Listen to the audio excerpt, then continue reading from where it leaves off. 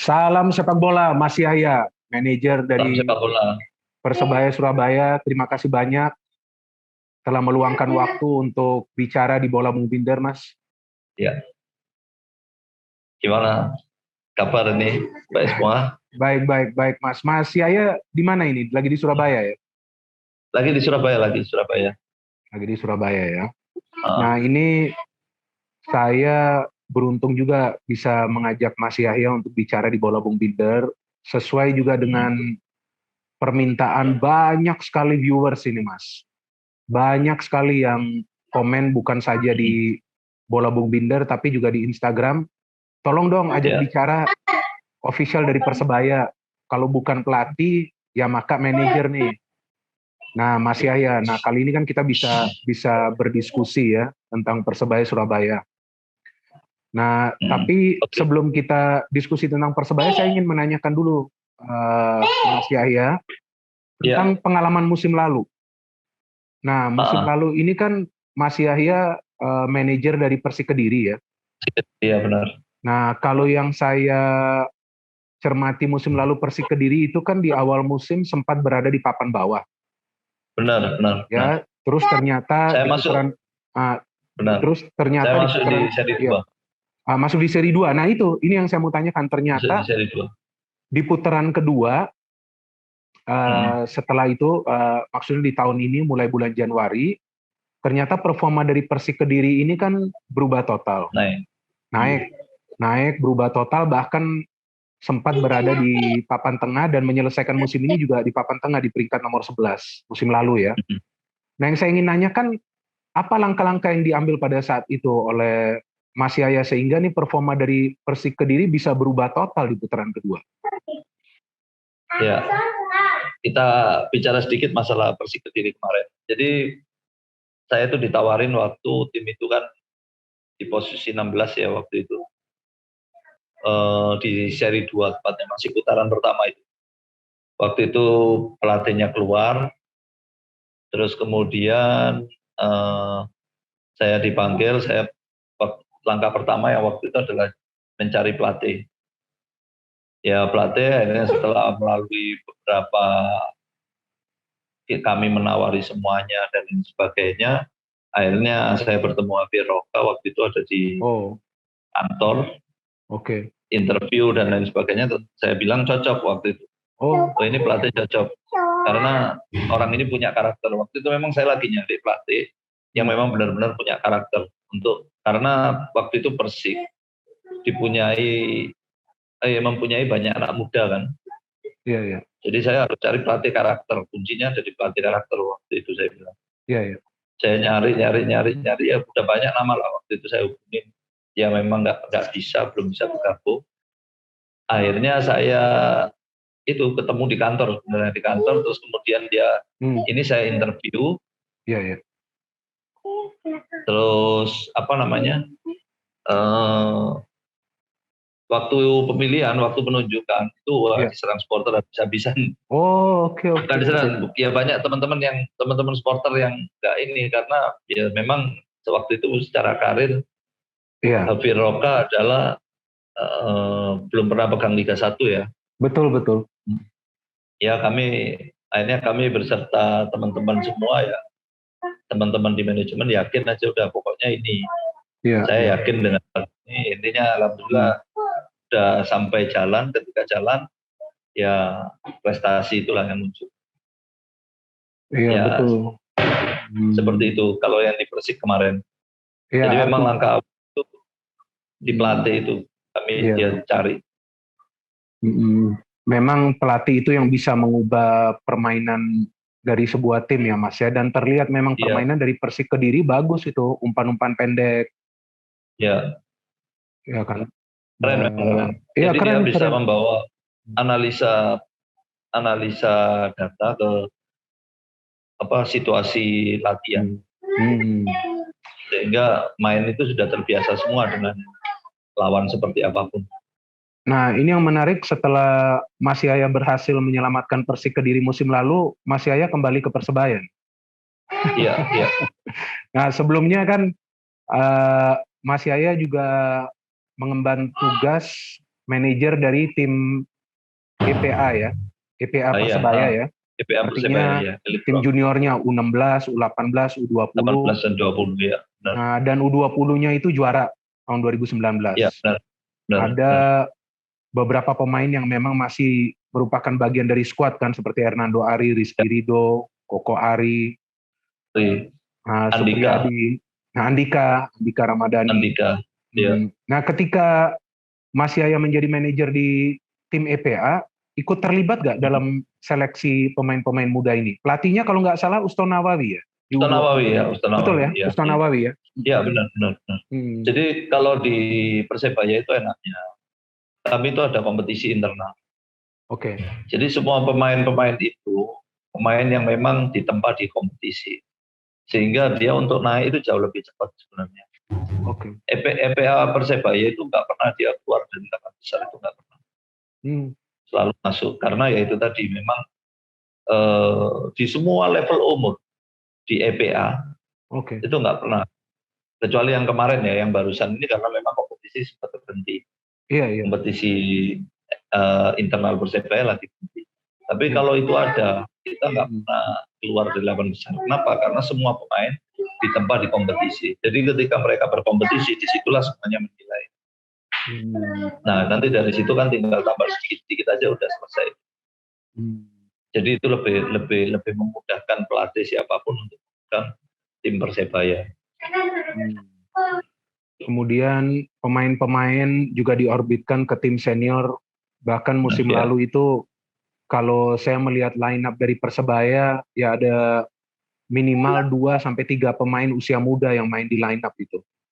Dan ini kan kita berbicara kan tentang Liga 1, di mana mayoritas tim itu juga mengandalkan lebih banyak pemain-pemain senior. Bahkan statistiknya nih Mas, di era Liga 1 dari tahun 2017, tim-tim yang menjadi juara tuh yang mayoritas mengandalkan pemain-pemain berpengalaman. Ya, pemain-pemain senior semua. Nah, ini kan menarik sekarang melihat dengan perombakan di Persebaya Surabaya untuk musim depan.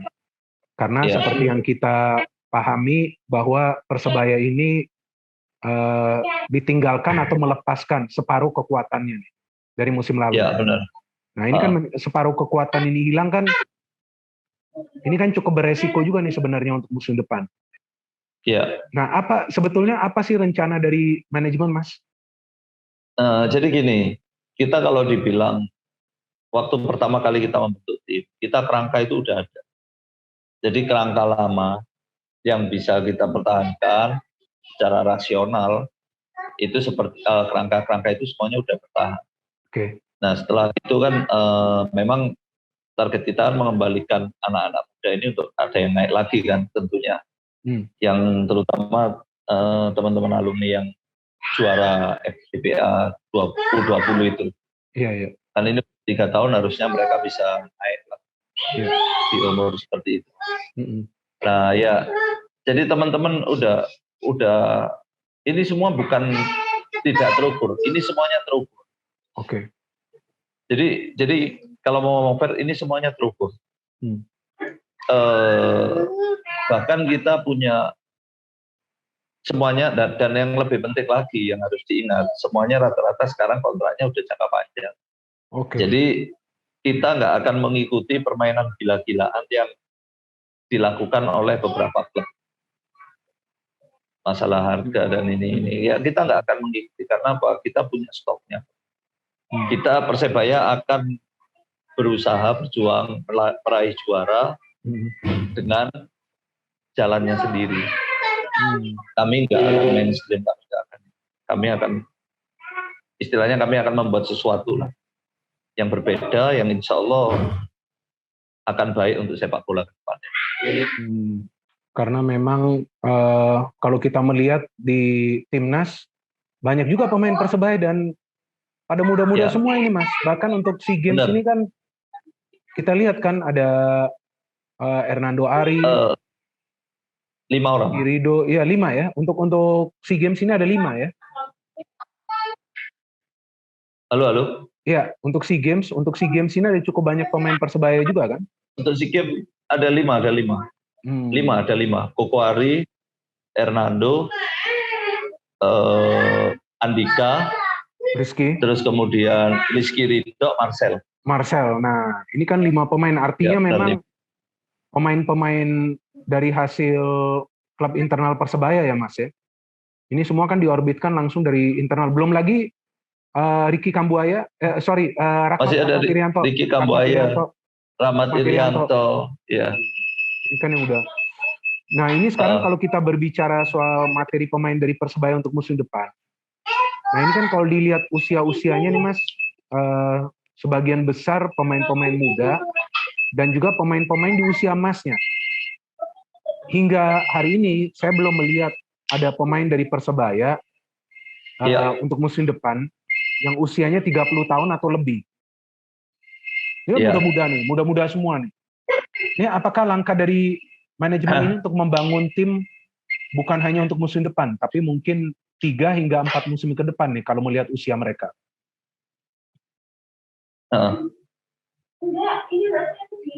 Halo, gimana? Ya. Sorry. Jadi kalau kita melihat materi pemain dari Persebaya musim depan, ini kan mayoritas pemain-pemain muda atau juga pemain-pemain di usia emasnya. Saya nggak melihat pemain yang berusia 30 tahun atau di atasnya. Ini artinya sudah ada rencana dari manajemen untuk membentuk tim yang bisa bertahan lama nih, minimal untuk 3 musim atau 4 musim ke depan.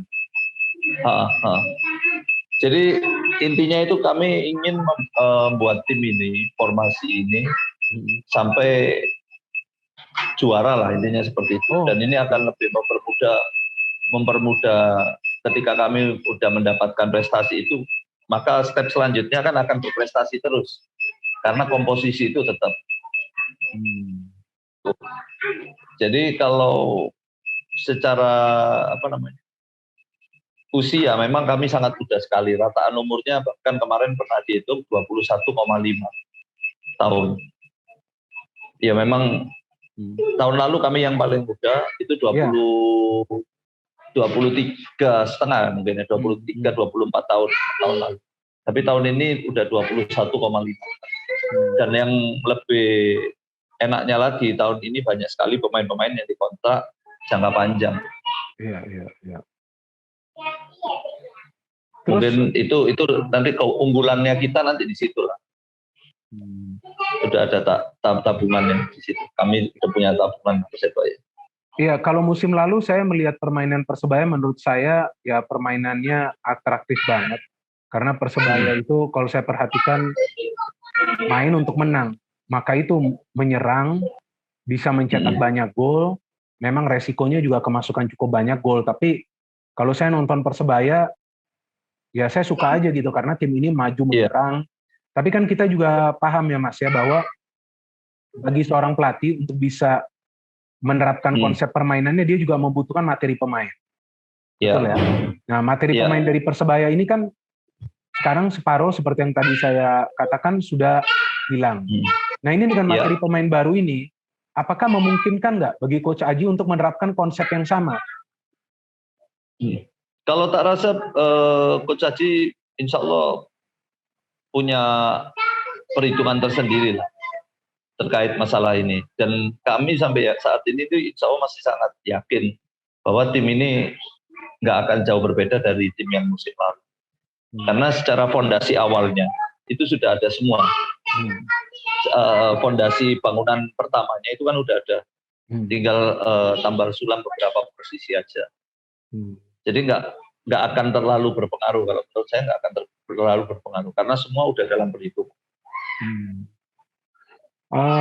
Terus yang menarik lagi ini kan soal pemain asing nih Mas. Kalau sementara ini yang saya ikutin perkembangannya baru Leo Lelis ya yang terkonfirmasi. Pemain yang musim lalu main di Persiraja ya, memang dia bagus sih mainnya di pertahanan center back. Ya dia menggantikan Ali Sesai. Tapi yang saya penasaran nih sisa 3 pemain lagi.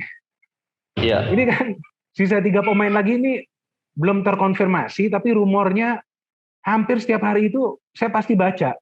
Ada berita tentang rumor pemain asing baru dari Persebaya. Ada yang dikatakan nggak jadi, ada yang dikatakan akan merapat, ada yang dikatakan segera ini tanda tangan kontrak.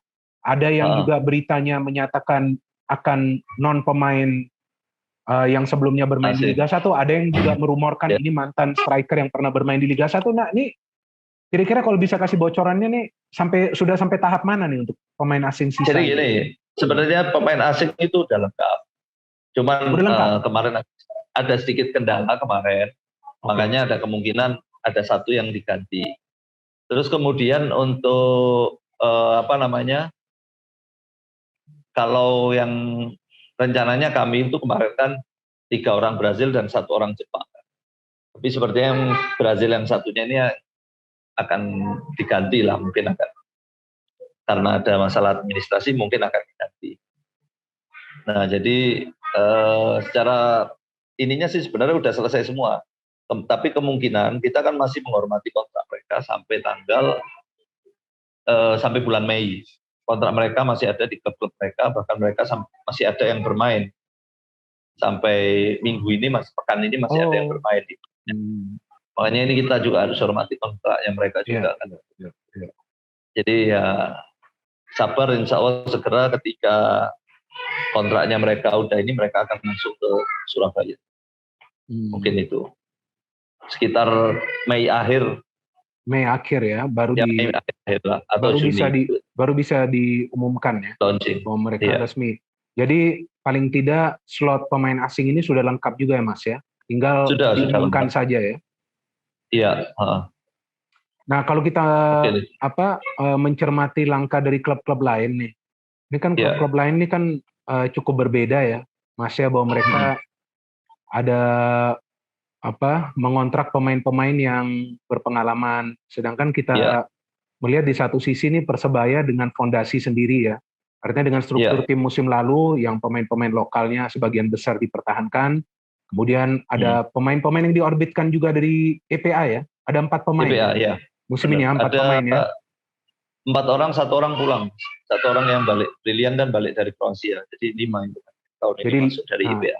Nah, jadi 5 ya. Sebelum kita bahas tentang para pemain tersebut, nah ini kan kalau sudah mengandalkan pemain-pemain muda, ini bagaimana peluangnya di Liga 1? Apakah targetnya juara atau mencari posisi untuk lolos ke Asia, atau apa ada target lainnya nih Mas dari manajemen? Gini Mas, kalau kami ya yakin setiap tim yang mau masuk ke yang ikut kompetisi ini semuanya targetnya pasti juara. Apapun caranya, apapun maksudnya konsepnya seperti apapun pasti target juara pasti. Cuman ya kalaupun umpama ada kata ini memang yang paling penting adalah gimana caranya masuk ke Asia. Tapi terus terang kami akan kejar juara.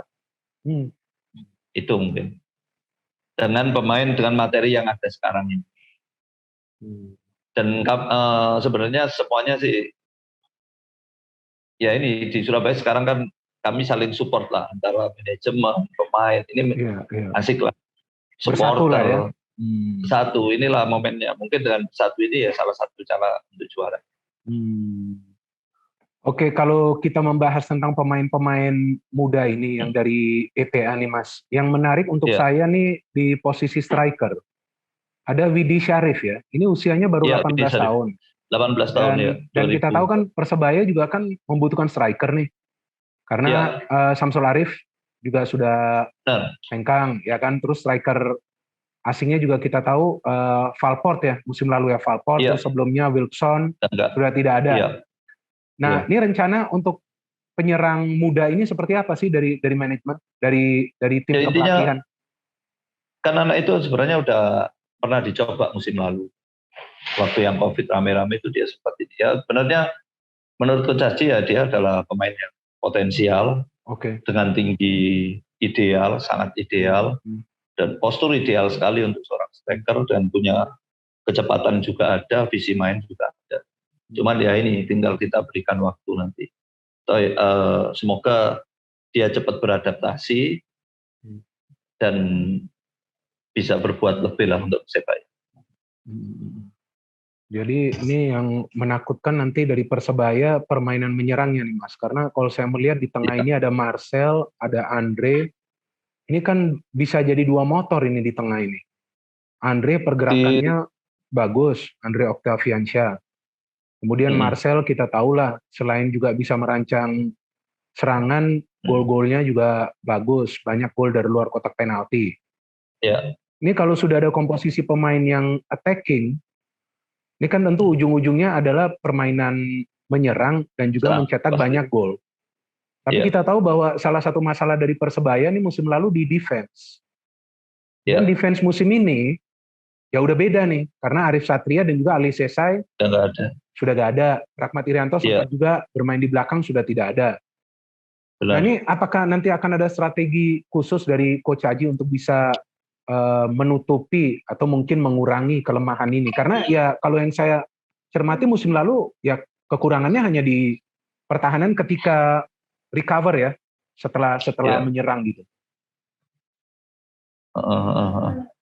Kalau aku intinya mungkin gini, Coach Aji semuanya pasti sudah diperhitungkan, termasuk masalah pertahanan. Karena kita tahun ini aja mengambil pertahanan di lini belakang kan juga lumayan banyak. Jadi saya yakin semua sudah diperhitungkan di situ.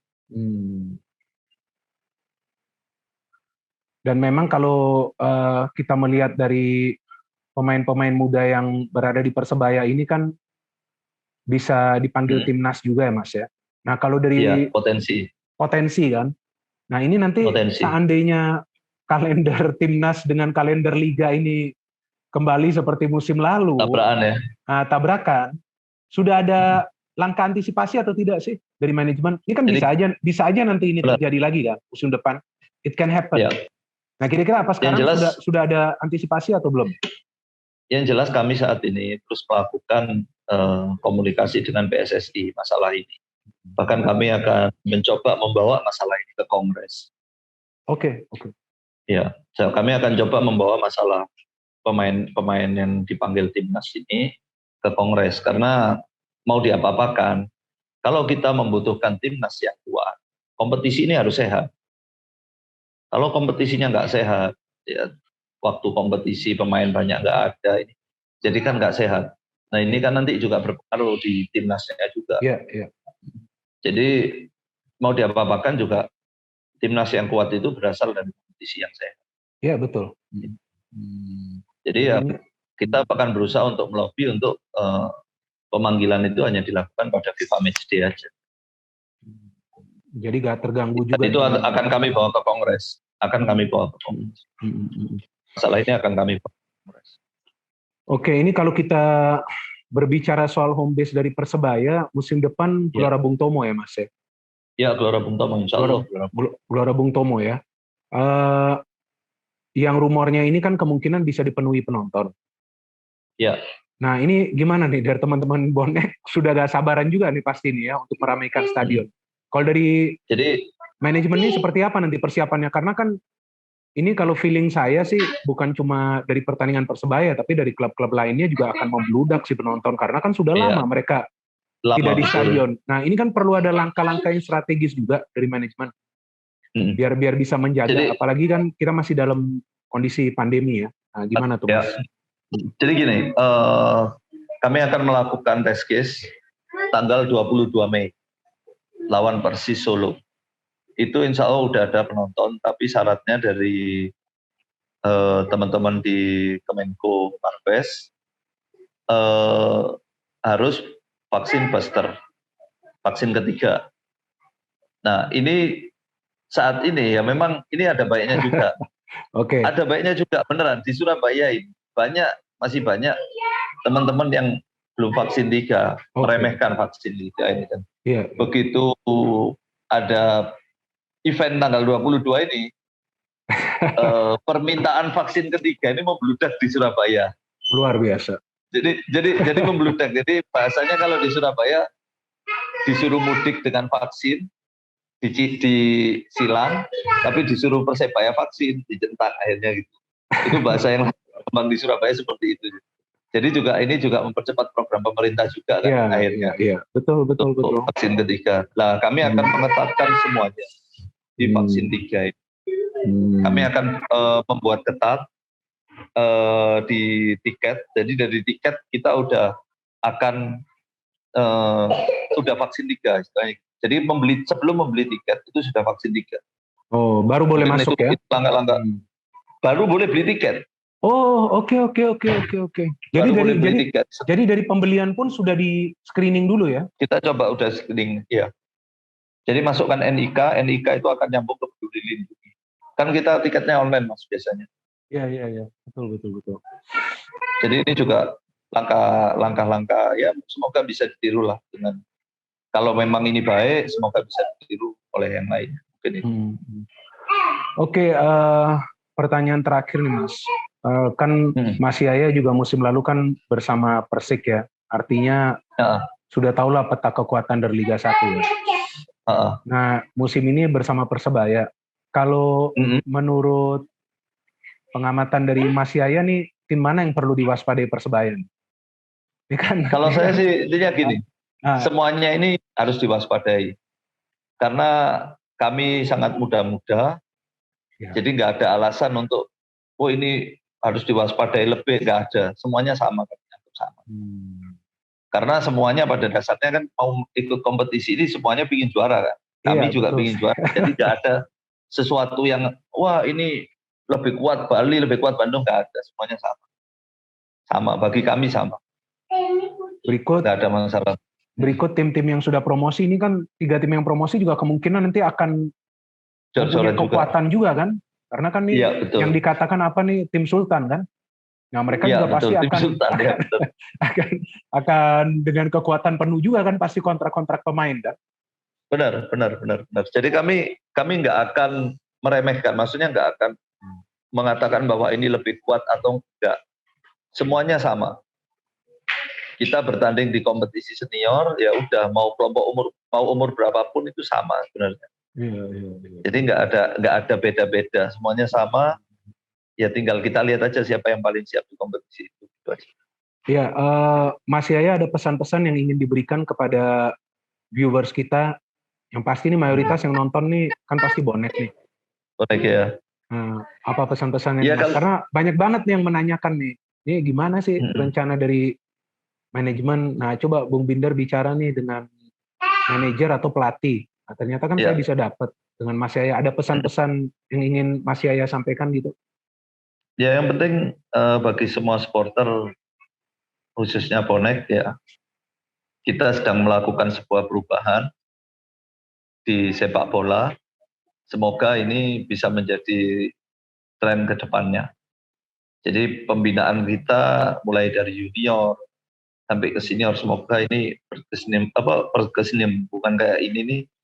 Semoga masih tetap bisa berjalan di tahun-tahun ke depannya sehingga Persebaya nggak akan pernah kehabisan talenta. Itu aja. Ya. Jadi nggak mau kompetisinya seperti apapun, kami bermain dengan pemain siapapun, insya Allah talenta Surabaya nggak akan habis. Itu aja. Ya. Menarik ini Mas untuk menunggu permainan dari Persebaya nih. Jadi first match itu lawan Persis Solo 22 Mei. Persis Solo 22 Mei, ya. Ya, insya Allah kalau bisa saya hadir deh nanti di sana. Boleh, silahkan. Seru